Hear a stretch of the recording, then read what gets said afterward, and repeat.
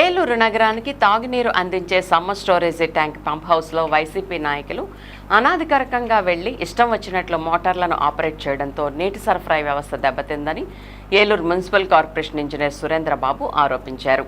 ఆదివారం దెందులూరు సమీపంలోని summer storage tank వద్ద మీడియాతో మాట్లాడిన ఆయన దెబ్బతిన్న యంత్రాలు, ట్రాన్స్ఫార్మర్లు, ఇతర పరికరాలను చూపిస్తూ వివరాలు వెల్లడించారు.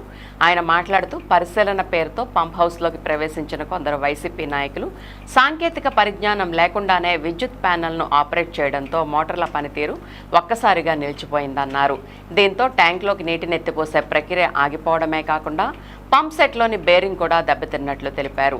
ఇదిలా ఉండగా శనివారం అర్ధరాత్రి గుర్తు తెలియని వ్యక్తులు ట్రాన్స్ఫార్మర్ యార్డులోకి ప్రవేశించి 650 kV, 250 kV లైన్ల ద్వారా వచ్చే విద్యుత్ సరఫరాను నిలిపివేయడంతో జనరేటర్లోని ఆటో వోల్టేజ్ రెగ్యులేటర్ కూడా పనిచేయకుండా పోయిందని చెప్పారు.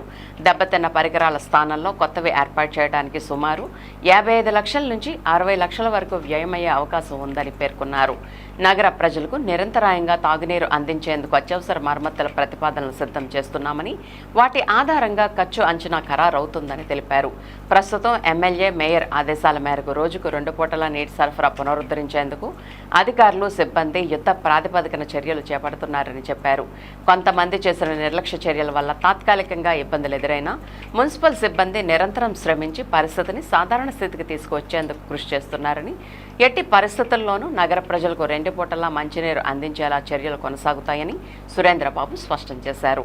ఈ కార్యక్రమంలో deputy engineer Narayanarao, assistant engineer పవన్తో పాటు ఇతర మున్సిపల్ అధికారులు పాల్గొన్నారు. మనం మోటార్లన్నీ కూడా రన్ చేసుకొని యథావిధిగా నగర ప్రజలకు తాగునీటి సరఫరా ఇబ్బంది లేకుండా 2 పూటలు ఇచ్చే ప్రయత్నం చేద్దామన్నారు. అది ఎమ్మెల్యే గారు, మేయర్ గారు, కమిషనర్ గారు నిర్ణయం మేరకు మేమైతే అన్నీ అరేంజ్ చేసుకొని రెడీ చేసుకొని 2 పూటలు ఇవ్వడానికి కూడా ప్రయత్నం చేస్తున్నాం. పూర్తి స్థాయిలో అందుబాటులో రావాలంటే ఎంత పడుతుంది సార్? పూర్తి స్థాయిలో అందుబాటులో రావాలంటే ఎంత రోజులు పడుతుంది?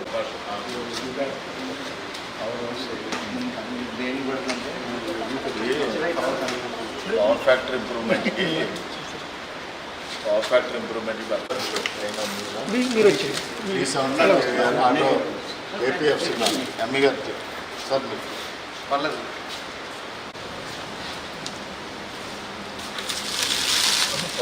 ఇవి లేటెస్ట్గా మనము ఈ 1000 kVA ట్రాన్స్ఫార్మర్ కొత్తగా తెచ్చాము. దాంతోపాటు ఆ సర్ఛార్జ్ను అవాయిడ్ చేయడానికి ఈ పవర్ ఫ్యాక్టర్ కెపాసిటర్స్ తెప్పించడం జరిగింది. ఇవి 375 kVAR ఈ పంప్ సెట్లకు సంబంధించింది. తర్వాత అక్కడ ఉన్నాయి 625 చెక్ చేస్తే పొద్దున మన వాళ్ళు 2 ట్రాన్స్ఫార్మర్లు కూడా బంక్ అయినాయి. ఇప్పుడు దాన్ని రిపేర్ చేసుకుంటున్నాము.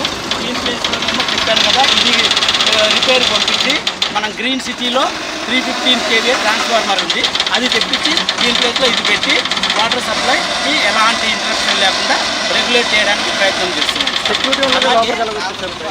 సెక్యూరిటీ ఉన్నారు, అంటే వాళ్ళు వాచ్ అండ్ వార్డ్ తిరుగుతూ ఉంటారు. వాళ్ళు అదే గమనించి కేకలేసే లోపల పారిపోయినారు. సీసీ కెమెరాలు సీసీ కెమెరాలు ఇంకా చేసుకోవాలి. అలాగే జనరేటర్ కూడా పోయిందన్నాను కదా, జనరేటర్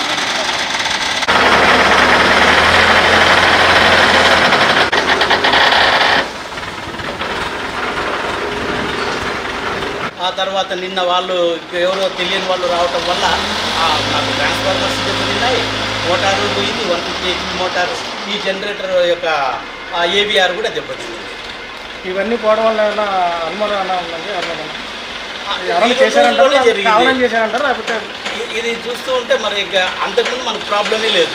ఆ 24 వాళ్ళు రావడము, తర్వాత రాత్రి నీళ్ళు రావడం చూస్తే కొద్దిగా అనుమానాస్పదంగా కావాలని ఏదో మనకు ఇప్పుడు వాటర్ సప్లైకి ఇంటరప్షన్ కల్పించి ప్రజలను భయభ్రాంతులకు గురి చేయాలనో, అధికారుల నిర్లక్ష్యం చెప్పాలనో మరి ఎవరైనా పన్నాగం పన్నారేమో తెలీదు. మొత్తానికి ఈ 2 రోజుల్లో ఈ మార్పులన్నీ జరిగినాయి. నాకు ఎమ్మెల్యే గారికి కంప్లైంట్ చేశారు.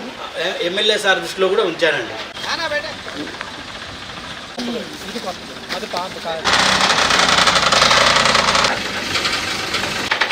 హలో,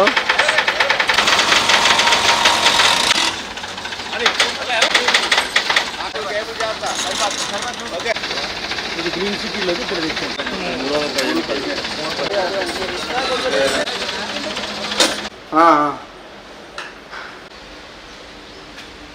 గంగాధర్ ఫోన్ చెప్తే